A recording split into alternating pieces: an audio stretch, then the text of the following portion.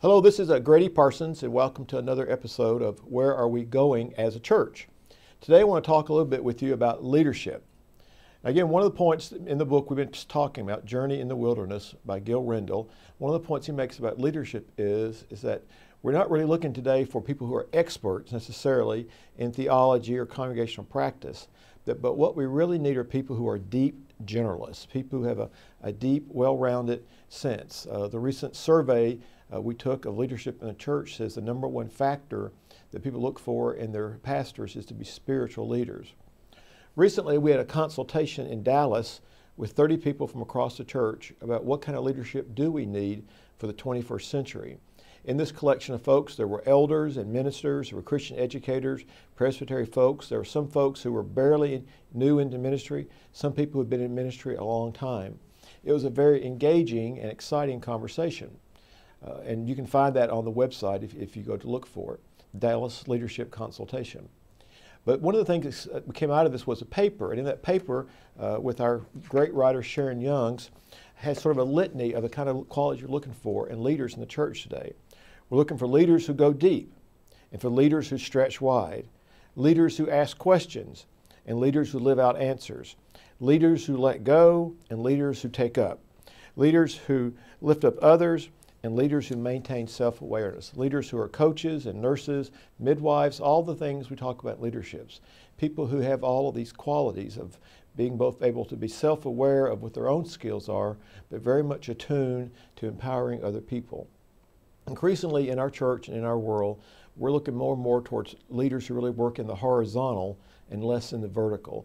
Leaders who put themselves in the midst of a team of folks, encouraging them and enabling them to be leaders instead of someone who is over folks, giving commands and instructions or having people follow orders.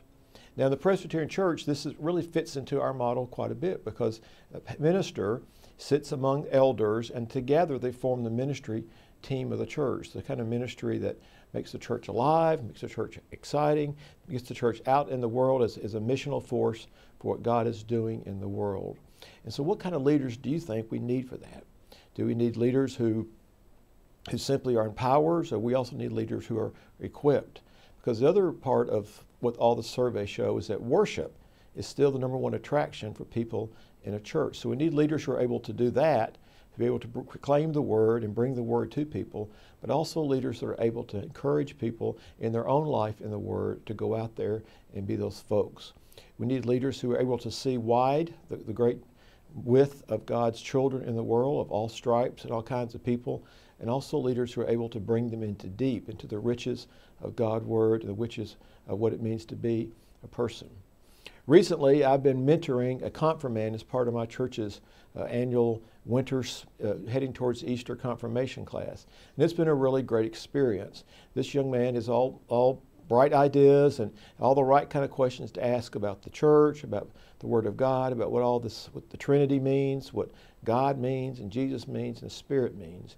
And it's helping him find those answers that the church has had forever and also find the words for those answers in its own self. I think is part of what it means to be a mentor to him and also what we're being asked to do as leaders in the church.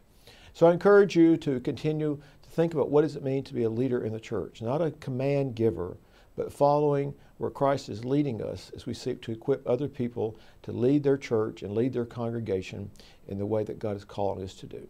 Thanks.